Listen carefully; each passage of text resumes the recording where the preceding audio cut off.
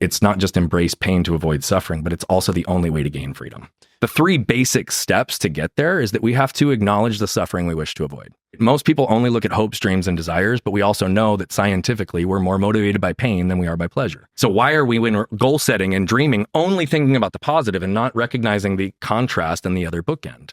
I had to make decisions early in my life because my physical pain was progressing at such a level that a life without my ability to play with my kids or play with my grandkids was the idea of suffering, which meant that I had to embrace the pains of doing the things necessary to get me there. The second is we've got to embrace the pains required, or we have to identify the pains we need to embrace that are ultimately be required. So what does that look like? When I first started to realize my physical transformation, go to the gym. I crushed it for 30 days because I knew that if I could keep a strong core, I could keep flexible, I could move, I'd be set.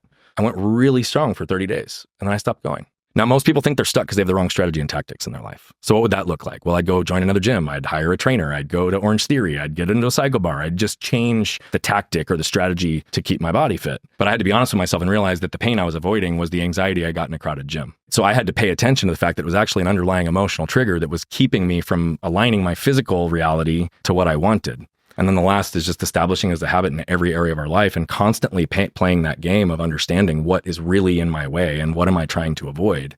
Because most people, and even the experts in habit formation, say there's an upfront energy tax. There's a cost, there's an expense. No, it's an investment in your future self.